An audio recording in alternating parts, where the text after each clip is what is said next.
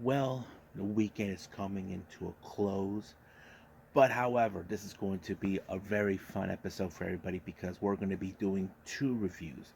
The first one is the latest Stardom pay per view, Sunshine, where, of course, our co main event is both a steel cage match. The first one is the artist belts defended for the first time by members of DDM, better known as Body Body Bombers, which is Tekla, Mai Sakurai, and Julia, taking on stars Mayu Itani, Koguma, and Azuki. And of course, the second one is a loser leave a unit in a weapons match inside between two oldest factions within Stardom. We're talking about Queen's Quest and Oedo Tai, but who will be the one person who will be no longer in either one of these factions? And then, of course, we ended with, of course, the Forbidden Door once again is open between AEW and New Japan Pro Wrestling. I have to say, this is going to be a very exciting event. We have tons of matches we definitely going to be talking about. And of course, we got some news updates to tell about what's been going on in the world of pro wrestling. As you know, there'll be more about the five-star Grand Prix that will be taking place. More info has come around, and of course, more things about the 25th anniversary of Naomichi Marifuji celebrating his pro wrestling career with Pro Wrestling Noah. So, let's get ready for another episode of Deleted Wrestle Zone.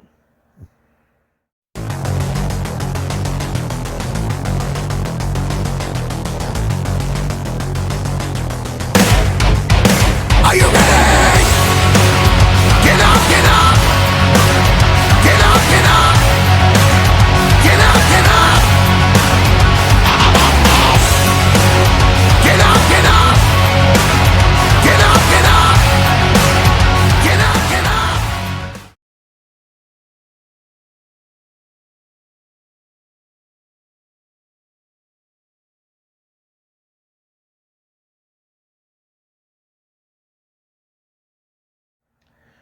Welcome everybody to the Deleted Wrestle Zone, all things that is pro wrestling with AEW, NXT, New Japan Pro Wrestling, Impact Wrestling, the National Wrestling Alliance, various promotions, wrestlers, matches, and championships. I am your host, J Rod here. So, if you're new to the channel, please subscribe and like this episode, and let's get started with our very first review. Our first one is the latest pay-per-view by Stardom, Sunshine. Now, normally we don't talk about the pre-show, but this pre-show match was a very interesting one for me to enjoy. Our first one, we have Aya Sakura, Yuna Mizumori, and Waka Tsukiyama. Now, this was a very interesting one because recently there has been more of a disrespectful moment between both Sakura and Waka. They face on three of the youngest members of Stars. We're talking about Momo Kogo. Well, she's older, but as experience wise, Saya Ida, and of course Hanan. So this is a very interesting matchup. But however, this match ended with, of course, Saya Ida applying the Northern Lights suplex on Sakura, giving them the win. Now, our very first opening match of the night features the Passion Injection match.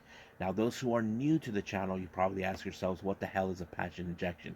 There is a legendary Yoshi wrestler named Nanane Takahashi, who's been the very first ever World of Stardom champion, aka the red belt.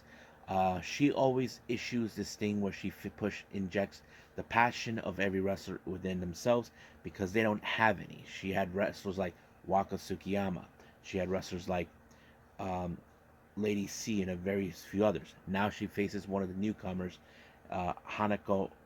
Well, Hanako, I think that's her last name. Yeah. But anyway, this match was pretty good. I mean, Hanako is a very tall girl. You know, her size is perfect.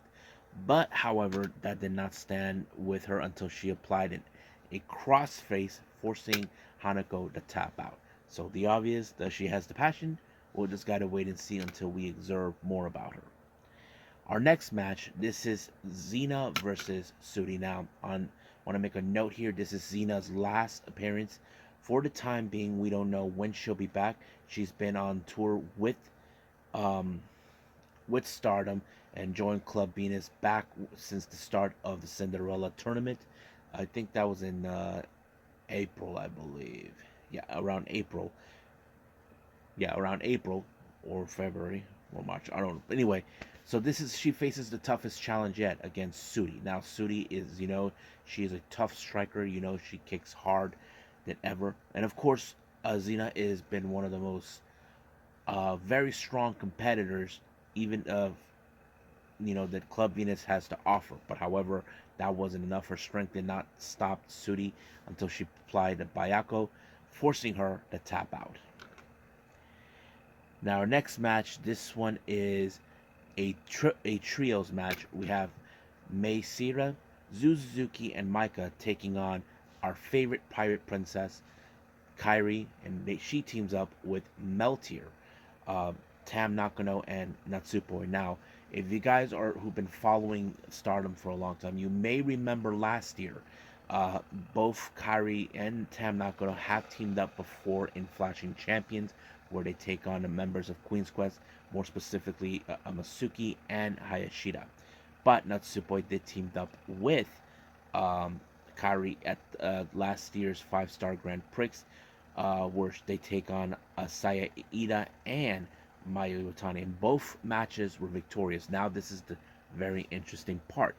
Both Tam and Natsupoi will team up with Kairi. But the obvious thing is how will their dynamic fits in with her. Now keep in mind, those who have followed Kairi's career for many years, you know perfectly well that Kairi is not normally in any faction. She's like more of the lone wolf capability. The only faction she's ever been in is with, of course, with Mayu Iwatani, and of course, with um, what's her name? Oh yeah, and Io Shirai, if you guys remember clearly. However, I have to say they did pretty well for themselves. But however, the aggressiveness from their opponents, more specifically Sarah, Suzuki, and Maika, did put them through the test. But however, it was of course Nasupoi who picked up the win with a German suplex, and I think it's a very interesting. But both, I think Tam was a bit more taken aback over the fact of the way Kyrie hugged her. Now, the reason I say this, if you guys remember clearly, those who have been following Stardom or fans of Stardom, you know perfectly well that earlier this year, Tam Nakano hasn't gone over the loss she had with Kyrie. Sooner or later, they will have a singles match, but the obvious question is when. So that's something we will pay attention in the future. Now our next match is one of the cage match. No, this is our next match. It features the Goddesses of Stardom. This is the tag team titles. Um, this began when Mina Shirakawa and Mariah May defeated the current champions, the new eras from God's Eye, Ami Suri and Mirai. Now keep in mind in this particular, uh, Mina Shirakawa does have a perfect record when she pinned when she took out Ami Sori. The first time, if you guys remember last year during the 5-star Grand Prix, she actually applied the figure 4 leg lock, forcing her to tap out. And once again, not too long ago at Korakuen Hall, she did it again, and this time she made Ami Sori tap out and of course issued the challenge for the belts. However, of course, Ami Sori thinks that that last time she will not that they try to make her remember that she's nothing but a zombie due to the fact how she was taken out last year, basically bringing back the bad memories where Mina went to hell during that botch situation that took place last November of 2022. But I have to say this was a very interesting matchup. Seeing Mina finally trying to pick up a championship belt, she's trying to pick up the pieces even for Club Venus. However, once again, it was Mina Shirakawa who applied the win when she did the glamorous driver onto Ami Sori and become the 80th Goddesses of Stardom Tag Team Champions with Mariah May. Mariah May, on record, is the first ever non-Japanese wrestler in 5 years to ever hold this title. So that's going to be a very interesting development to hear. However, normally we would see if any challengers would challenge Club Venus, but uh, as you know, Mirai, who lost her tag titles, is now confronted by none other than Tam Nakano, who of course Mirai is the winner of this year's Cinderella tournament. Now those who are new For the channel, probably will ask me, what do you mean by that? Every year in the Cinderella tournament, the winner gets to be grant a wish. It could be anything, but however, mostly they issue challenges for a title match. Mirai has won it twice. Last year, she issued a challenge for the white belt, but she came up short. And this time she did win it, but unfortunately, she did not say which title she wanted. She was going to wait and see until after Tam Nakano, in fact, defeated Mina Shirakawa to become the double champion. However, Tam Nakano wanted to taunt her some more because she doesn't believe this whole thing about Mirai, about putting everything in her soul into the match, and she thinks that's a load of crap for her. But Mirai will not tolerate her trying to mock her or whatever she believes. But of course, Tam has to put her A game now. She's not determined to lose to Mirai no matter how strong or tough she can be. We know that Tam is very predictable and very dangerous, and her suplexes are far more dangerous than anybody has talked about. If you don't believe me, ask Kyrie.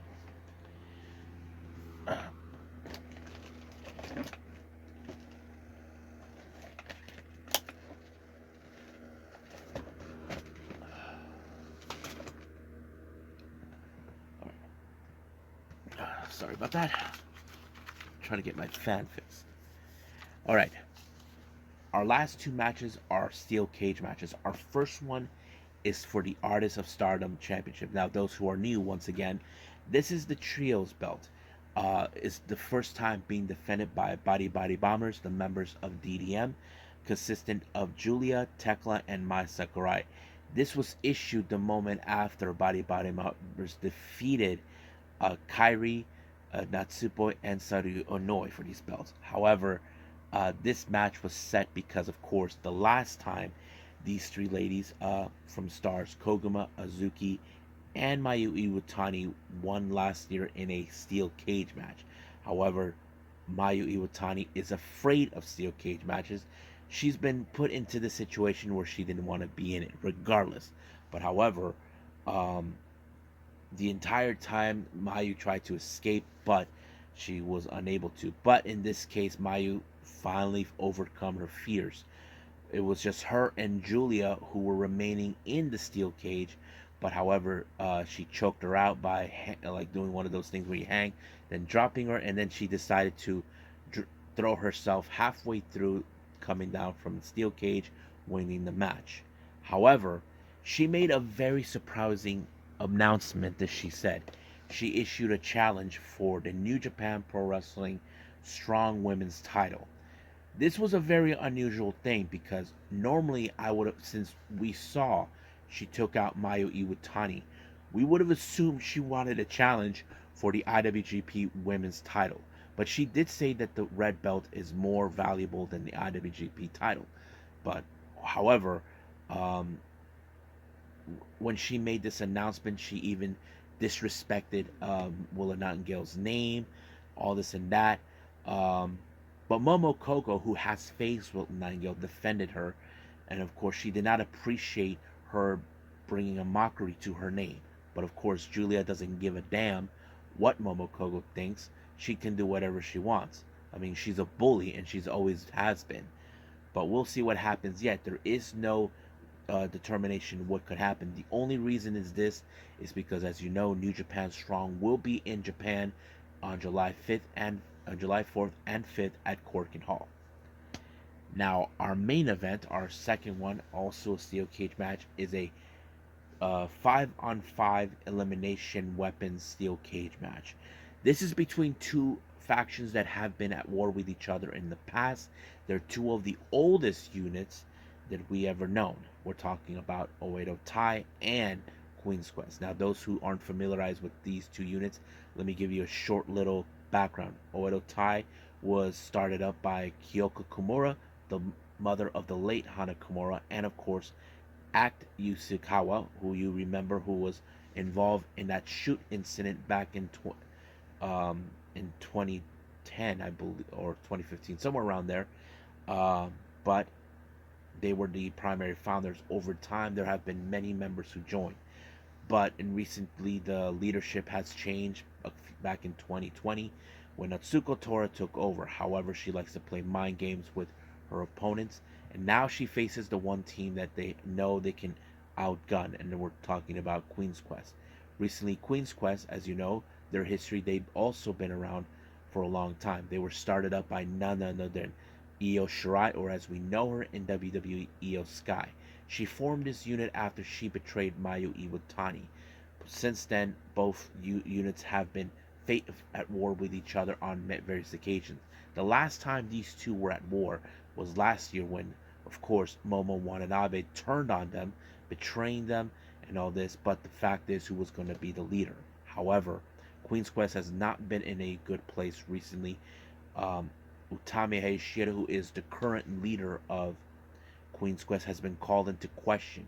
Things are not been going well since, as you know. Utami Hayashida is not at the top of her game ever since she lost the red belt to Sudi, and of course, recently Sayaka Mitani lost the white belt to Mina Shirakawa back in April. Azumi just recently lost the high speed title to Saki Kashima. So that's at the Flash and Champions. So that kind of sets it up. But however, this was a much brutal a match. But the obvious thing does tell what's going to happen. Who's going to be the one? Now, many people over Twitter have talked about this all the time. Some people predict that Kamitani would betray Utami Hayashida, but however, that wasn't the case. So what happened is Saya Kamitani went to help Utami Hayashida, but Momo Watanabe decided to hand over a bat to her, and then she got whacked by it and decided to help out. But the person who was left behind in the ring, who has now been forced to leave Oedo Tai, is none other than Saki Kashima. And because of her losing, Oedo Tai decided to give her a beatdown. All but Rina, who is the youngest of of Oedo Tai, did not engage. Even Natsuko Tora during the post-match comments was not happy. She completely lost control. She thought that she had everything under her way, that sooner or later that Queen's Quest were going to implode. However, Queen's Quest decided to save Kashima, but of course, Azumi tried to extend her hand, but Kashima does not want nothing to do with it. However, the obvious question does tell, what's next for Kashima? We don't know yet. We know that she is the current high-speed champion. We don't know if she'll be joining any faction, but many people say probably she's better off doing things on her own. We know that the unit she was in before Oda Tai was none other than Stars, and she was the one who backstabbed Mayu Iwatani back in the start of 2020. But we'll see what happens then. I think that's pretty much it. What we have for Stardom. We'll see what happens after that. I think let's move on with Forbidden Door.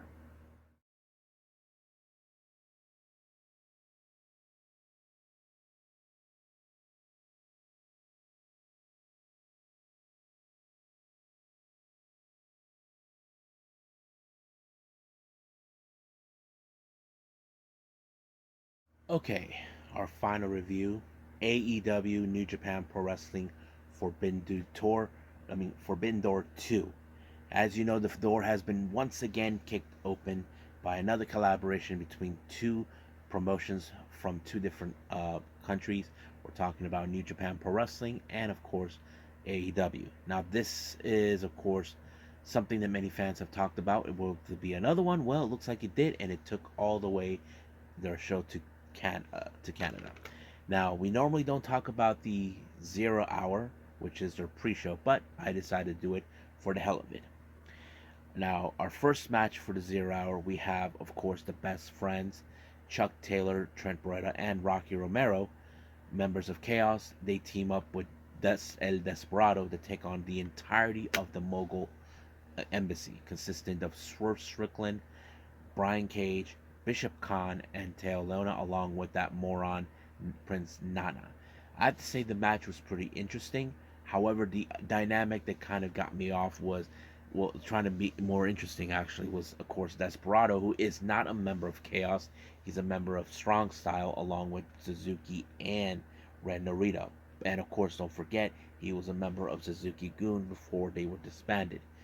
But what I do like about this is that they did their best, but in the end, it was, of course, Rocky Romero who ended up on the wrong side of the diving foot stomp by Sir Strickland, giving them the win. Our next match is part of the women's quarterfinals of the Owen Hart Foundation tournament. We have Billy Starks versus Athena. This was a very interesting match because, as you know, Billy Starks has been one of those wrestlers that we have talked about, we have mentioned before, who is, of course, wrestling during high school. But she faces Athena, who has been the current dominant women's champion in Ring of Honor. But however, that fighting champion worked completely until she pinned Billy Starks. However, do I think she could win the tournament? I highly doubt that, but we'll just gotta wait and see until we get to the finish. Next up, we have none other than El Phantasmo taking on Stu Hart. I thought this was a fun match because, as you know, El Phantasmo recently was kicked out of Bullet Club due to the fact that he was calling into question to the members of, more specifically to David Finlay, who attacked Jay White. But I have to say he did pretty well. Um, I did like how, Phantasma was able to take care of business, but he was able to apply the Sierra Fork in 99, just like that. Now our next match, this is a very interesting one. We have the members of the United Empire, TJP, Jeff Cobb, and Kyle Fletcher taking on the members of LIJ, consistent of Bushi and Hiromu Takahashi, along with Shingo Takagi. I have to say, really good match. Of course, showing their dominance from both sides, but in the end, it was Shingo with the Made in Japan onto TJP, giving them the win. But this could lead to the implications towards the match that their boss Naito will be involved. Now, our opening match is, of course, the one that MJF requested. He put his title on. He had to put he decided to be the first match of the opening of Forbidden Door. He defends his AEW title against Hiroshi Tanahashi. Ever since this was announced, he considers New Japan Pro Wrestling as an independent promotion, which is not true, disrespecting, of course, Tanahashi. He thinks that Tanahashi is just an old goot, but don't underestimate Tanahashi, no matter what you think. But as you know, he did hang in there because of his age, and he was able to pull off. But however, once again, MJF got away with it by using the diamond ring that the ref did not see, knocking him out and retaining the title. But the only reason he made this match happen as the early on is because he did not want to be in Canada, calling it a dump, which of course pissed off the entirety of the Canadian citizens, which I personally will never do. Now, our next match is the opening round of the Owen Hart Foundation tournament in the men's division. We have Satoshi Kojima versus CM Punk. I have to say this is a very interesting match because not only because CM Punk was in there, he was getting boos and cheered at the same time. But those chops that CM Punk took from Kojima, man, that's pretty insane. But of course, Kojima's a tough SOB. But it did not stop CM Punk when he applied the GTS, putting him to sleep. Now our next match is the AEW International Championship in a four-way match. We have Orange Cassidy, our current champion, versus Zack Sabre Jr. versus Daniel Garcia versus Katsuyori Shibata. This match was in fact something that's been going on. We know that all these men have been gunning for the international title, but over time we have seen the Orange Cassidy defend this title proudly no matter the circumstances. But there was a good moment where, of course, Orange Cassidy took the opportunity after what's his name, Garcia, was PK'd by none other than Shibata, but Orange Cassidy took the advantage and pinned him 1, 2, 3. It was over just like that. But the obvious thing is, what's next for Orange Cassidy? Well, we'll find out in the future.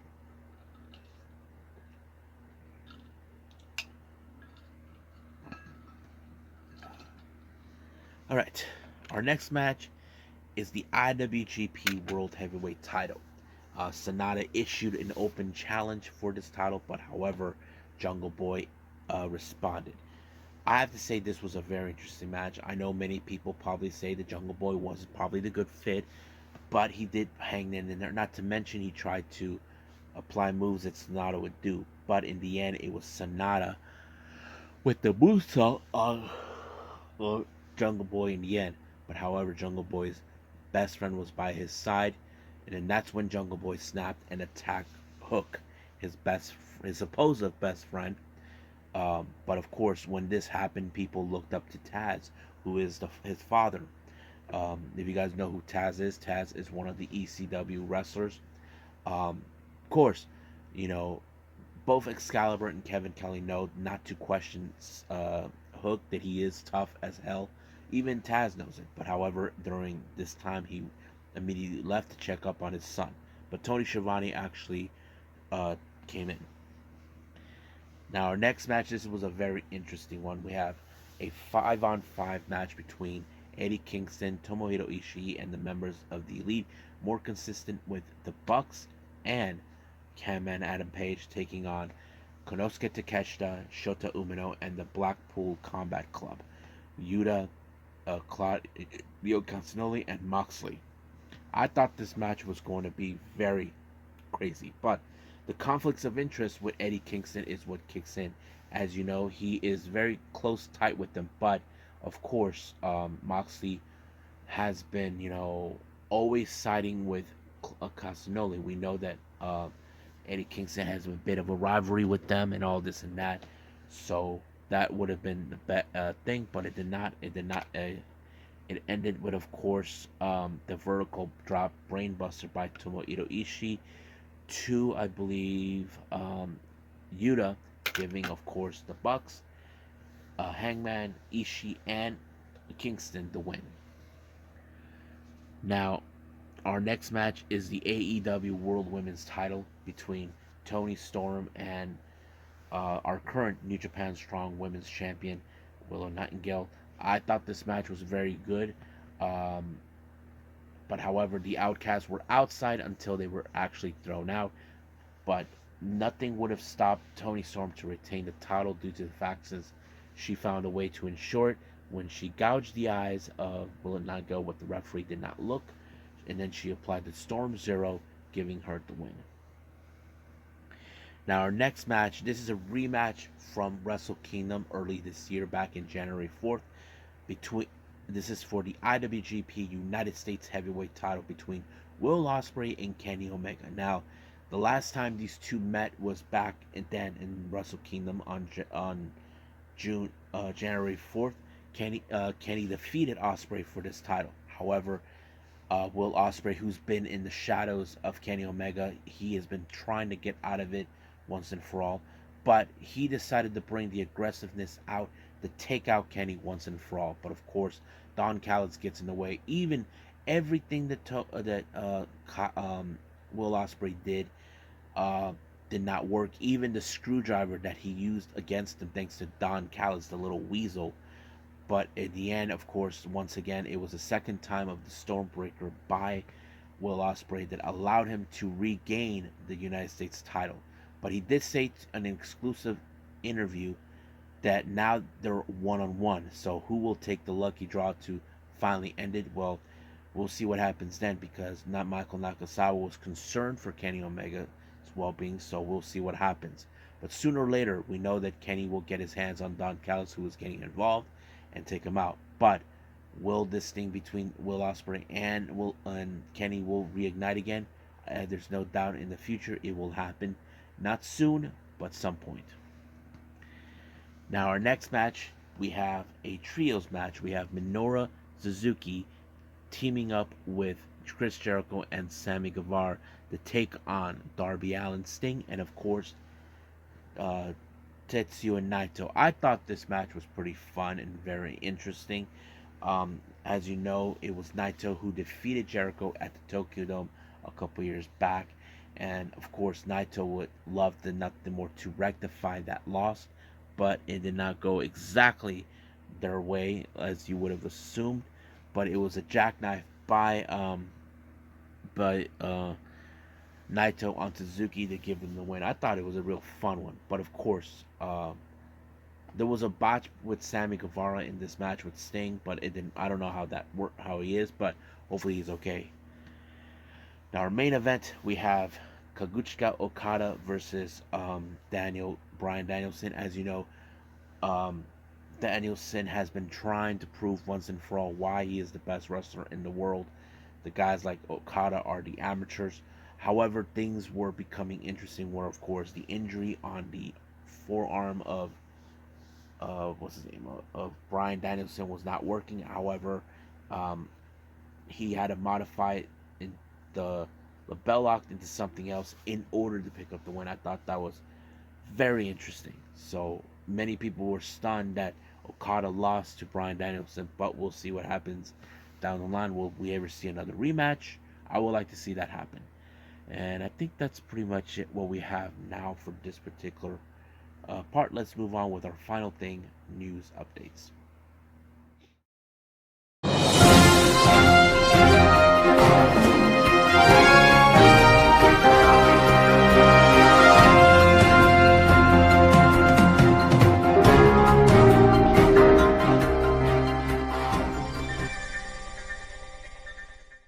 Okay, so welcome to our news updates. So this is what we have for our Stardom stuff as we speak. As you know, they announced during the Sunshine event that they had, which I reviewed a little earlier. They announced for who will be in what blocks for the upcoming 5-star Grand Prix. Now, those who are new to the channel or are not familiarized with the 5-star Grand Prix, let me explain it to you. The 5-star Grand Prix is an annual tournament where the winner will get an opportunity to challenge for the World of Stardom Championship, aka the Red Belt, that's currently being held by Tam Nakano, that happened by the end of the year.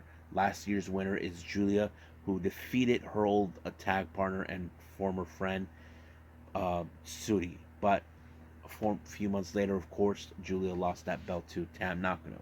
So many fans will probably now play the game who will most likely win the tournament. So we'll see. However, they announced who will be in what block. Now keep in mind there's two blocks in this tournament. The first one is the Red Stars. So let's start with those. In the Red Star block, we have Ami Suri from God's Eye, Natsuko Tora from Oedo Tai, Azuki from Stars, Natsupoi from Cosmic Angels, Starlight Kid from Oedo Tai, Suzuki, who is currently not affiliated with any unit, but she's in it. We have Suri, the leader of God's Eye, and then Saya Kamitani, the leader of Stars, our current IWGP Women's Champion. And then there's, of course, Saya Kamitani. And then finally, our current Red Belt Champion, Tam Nakano. Now, for our blue block, this is what we have. We have Utami Hayashida, the leader of Queen's Quest, Hanan from Stars, Mariah May from Club Venus, Julia, the leader of DDM and 1/3 of the Artist Champions, Mina Shirakawa, of course. I failed to mention that Mariah May and Mina are now the current Goddesses Champions. Azumi from Queen's Quest, Mirai from God's Eye, Momo Watanabe from Oedo Tai, Sayori Noi from from Cosmic Angels, and then finally Maika from DDM. So this is who they are in their respective blocks. But however, this was announced that the opening matches that will take place on the 23rd, some of them are pretty good. Now let's start with the Red Stars block. Now keep in mind this event will happen on the 23rd of July, which is the last day for me during Comic Con. We have Ami Suri versus Natsuko Tora. Natsupoi versus Starlight Kid. That's going to be killer. Suri versus Suzuki. And this one's a one I definitely got to enjoy. Mayu Iwatani versus Azuki. Keep in mind, there's been talk with Azuki possibly one day becoming the leader of Stars. We'll just see what happens. And then, of course, Deja Vu again. We have Tam Nakano versus Saya Kamitani. If you guys remember, or those who don't know, Kamitani used to be a student to Tam Nakano a couple of years ago, but joined Queen's Quest, and of course it was Kamitani who defeated Tam Nakano for the white belt. I wouldn't be surprised if she would challenge for the red belt. Now for our blue block, we have Maika versus Hanan, Azumi versus Mariah May, Mirai versus Momo Watanabe, Utami Hayashida versus Mina Shirakawa, and this one is a good one. Julia versus Sayu Urino. Now, the reason I say this, outside of Stardom, Sayu Urino has defeated Julia twice. When she was the AWG champion, she never defeated her. So this is going to be interesting to bring back some old memories. Now, finally, for our Pro Wrestling Noah, as you know, Naomichi Marifuji will be celebrating his 25th anniversary since he debuted, and it's going to take place at Korakuen Hall, and this one's called the Anniversary Show. Now, the opponent has not been announced yet. However, recently during the media scrum of AEW and New Japan's Forbidden Door, Will Ospreay often say that he would like to participate to be Naomichi Marifuji's opponent. However, right now there's no word yet. The ball is in the court of Noah. We'll see what they said. I wouldn't be surprised if they tell the story where, of course, the United Empire will invade Pro Wrestling Noah, try to take its assets, or try to recruit more people. So we'll see what happens till then. I think that's pretty much it right now. So let's just call it a day. Okay, so I hope everybody enjoys this episode. I decided just to do with these two for the time being. However, I did miss out on two of the recent GCW events, Ride or Die, and I forgot what was the other one. Oh yeah, Mastermind. If there's any other reviews I'm going to do in the future, we'll just wait and see. And I think that's pretty much it what we have. So as for now, I'll see you guys in the next DWZ time. Same DWZ channel. I must bid all of you adieu. So, goodbye. Mwah. And have a nice day. Bang.